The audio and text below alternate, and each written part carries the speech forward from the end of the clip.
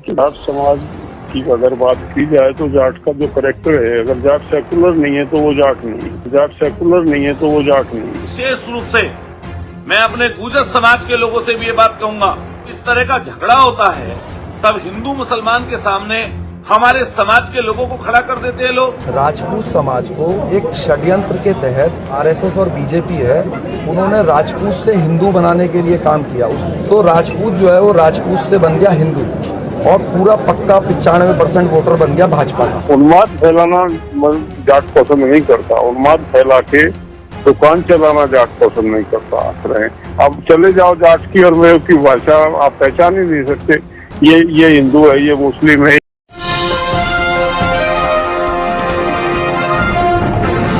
साथियों नमस्कार, मैं हूं नीरज पटेल और आप देख रहे हैं नेशन जनमत। आज के इस खास वीडियो में नू हिंसा के बाद निकले सामाजिक संदेश का पोस्टमार्टम करने की कोशिश करेंगे, क्योंकि नू में हिंसा भड़की, अगल बगल के कुछ क्षेत्रों तक पहुंची, लेकिन नफरतवादियों ने जो बड़ा प्लान तैयार कर रखा था पूरे हरियाणा को जलाने का, उसमें कामयाब नहीं हुए। नू हिंसा में भी जाट और गुर्जर जैसी मार्शल कौमों को हिंदू बना करके दंगे की आग में झोंकने की पूरी तैयारी थी, लेकिन इस साजिश को जाट, गुर्जर, सैनी और दलित समाज के संगठन समझ चुके थे। न सिर्फ उन्होंने हिंसा का विरोध किया, बल्कि एक कदम आगे बढ़ते हुए अपने समाजों से आह्वान किया कि इस हिंसा में शामिल ना हो। जाट महासभा के सचिव युद्धवीर सिंह ने बयान जारी करते हुए कहा, जाट समाज सेकुलर है, हम किसी की गलत बात को सपोर्ट नहीं करेंगे। मेवात में अगर सरकार ने वक्त रहते कदम उठाया होता तो हिंसा टाली जा सकती थी। इसके अलावा गुर्जर समाज से आने वाले समाजवादी पार्टी के विधायक अतुल प्रधान ने भी गुर्जर समाज के युवाओं से अपील की। मैं अपने गुर्जर समाज के लोगों से भी ये बात कहूंगा, कोई आतंकवादी बता रहा था हम लोगों को, कोई किस तरह की संज्ञा दे रहा था, और जब इस तरह का झगड़ा होता है तब हिंदू मुसलमान के सामने हमारे समाज के लोगों को खड़ा कर देते हैं लोग। किसी के बहकावे में, किसी के फुलसावे में आकर कोई ऐसा कृत्य मत करना जिससे आने वाली नस्लें, आने वाली पीढ़ियां या हमारा परिवार परेशानी और दिक्कत में पड़ जाए। इसी तरह की अपील आजाद समाज पार्टी के राष्ट्रीय अध्यक्ष चंद्रशेखर आजाद ने भी अपने दलित और पिछड़े भाइयों से की थी। हरियाणा के डिप्टी सीएम दुष्यंत चौटाला जो जाट समाज से आते हैं, उन्होंने भी सीधे सीधे यात्रा आयोजकों पर सवाल खड़े करते हुए कहा था कि यात्रा आयोजकों ने पूरी जानकारी नहीं दी थी स्थानीय प्रशासन को। नफरतवादियों के मंसूबे ऐसे ही बेनकाब नहीं हुए। गुरुग्राम से सांसद और केंद्रीय मंत्री राव इंद्रजीत सिंह ने ब्रजमंडल यात्रा पर सवाल उठाते हुए कहा था कि यात्रा में हथियार लेकर के कौन चलता है, क्योंकि इस तरह की तस्वीरें सामने आई थी कि ब्रजमंडल यात्रा में शामिल लोग हाथों में हथियार लहरा रहे थे। बहरहाल जब नफरतवादियों का एजेंडा सफल नहीं हुआ, जाट, गुर्जर, सैनी, दलित समुदाय जो मेवात और नूह के आसपास ज्यादा तादाद में रहते हैं, इस हिंसा और दंगे में शामिल नहीं हुए, तो भारतीय जनता पार्टी के विधायक सलम मणि त्रिपाठी की बिलबलाहट देखिए। मुजफ्फरनगर के दो भाई सचिन जाट, गौरव जाट याद हैं, चरमपंथियों से बहनों को बचाते हुए शहीद हो गए। दंगों में बड़ी संख्या में जाट और दलित मारे भी गए, उल्टे जेल भी भेजे गए। हरियाणा में मोनू यादव मानेसर भी चरमपंथियों के निशाने पर है। कथित प्रबुद्धों का दर्द यही है, मोनू यादव बच कैसे गया। अपना एजेंडा अगले ट्वीट में और स्पष्ट कर देते हैं। यही मोनू यादव मानेसर अगर चरमपंथियों का साथ दे रहा होता तो चौड़े होकर मोनू यादव चिल्लाते। वहीं मोनू यादव आज गौ माता के साथ खड़ा है तो उसको मोनू यादव बोलने पर भी बिलबिला रहे हैं चरमपंथियों के दलाल। बिलबिलाते रहो दोगलों, जो नाम है लिखा भी वही जाएगा। तो विधायक जी किसने मना किया, लेकिन इससे पहले मोनू मानेसर ने कभी अपने नाम में यादव नहीं लगाया था। जाट और यादव समाज को चने की झाड़ पर चढ़ाने के विधायक जी के इन दो ट्वीट्स का जवाब एक जाट समाज के युवा ने देते हुए लिखा, आज जो लोग मेवात में हमसे मदद मांग रहे हैं, उन्होंने हमें टुकड़े टुकड़े गैंग, टूलकिट और खालिस्तानी की उपाधि तक दे दी थी।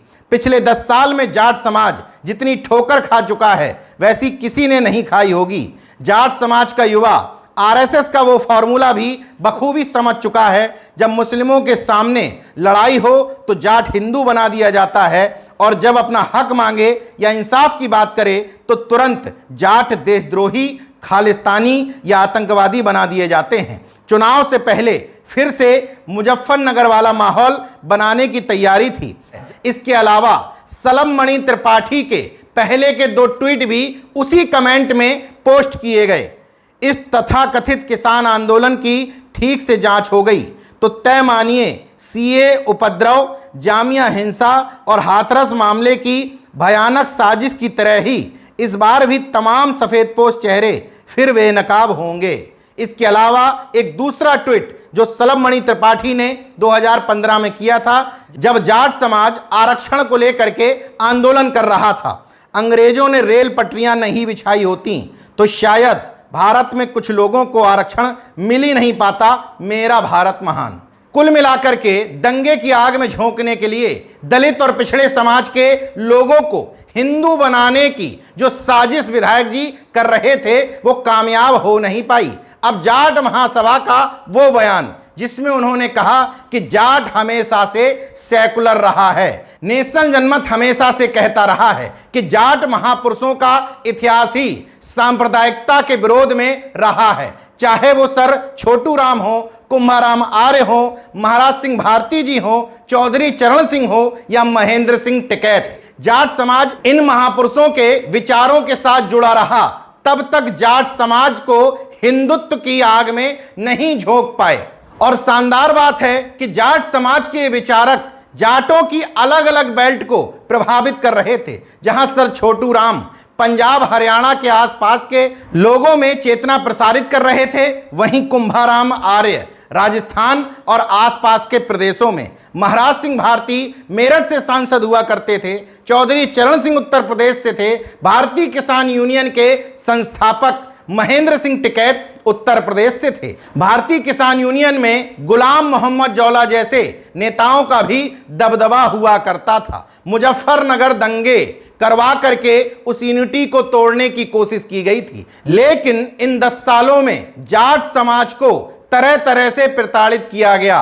पहले किसान आंदोलन के बहाने जाट समाज पर सवाल उठाए गए, जाट समाज ने आरक्षण मांगा तो उनको तरह तरह की उपाधियों से नवाजा गया। जाट समाज की बेटियां जब धरने पर बैठी तब भी इन तथाकथित हिंदुत्ववादियों ने उन पर सवाल उठाए। और गुर्जर समाज पहले से ही सम्राट मिहिर भोज विवाद को लेकर के गुस्से में था ही। इन सब की परिणति ये हुई कि इन समाजों ने निर्णय लिया कि हम सिर्फ दंगे की आग में झोंकने के लिए हिंदू नहीं बनेंगे। जाट और गुर्जरों की जागरूकता से प्रभावित विश्वनाथ प्रताप सिंह जी जैसे नेताओं के सच्चे वारिस राजपूतों ने भी इस हिंसा से खुद को दूर रखने के लिए ट्वीट किया, कृपया मेवात प्रकरण पर राजपूत समाज खामोशी बनाकर रखे। जब आपके पूर्वजों की पहचान ही बदली जा रही है तो काहे की धार्मिक एकता, सबका ठेका हमने नहीं ले रखा। ध्रुवीकरण की ताकतों द्वारा षड्यंत्र पूर्वक जिन जातियों को हमारे खिलाफ खड़ा किया जा रहा है वो शक्तियां उन्हें भी आजमा लें। इसके अलावा राजपूत समाज के एक नेता ने तो स्पष्ट कह दिया कि बीजेपी और आरएसएस के लोगों ने हमें राजपूत से हिंदू बना दिया।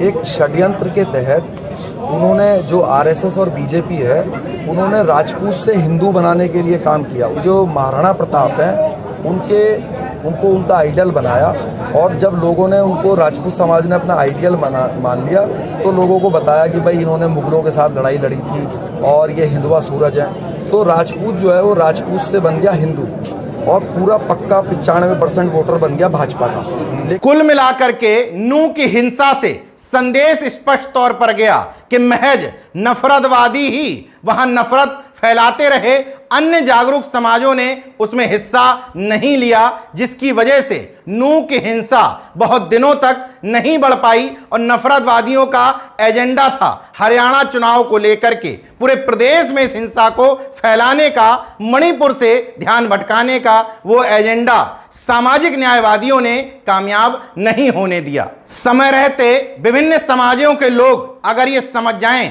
कि उनको हिंदू कब कब बनाया जाता है तो देश को नफरत की आग में झोंकने से बचाया जा सकता है। देखते रहिए नेशन जनमत, जागरूक और सजग बने रहिए। जय विज्ञान, जय संविधान, जय लोकतंत्र। धन्यवाद।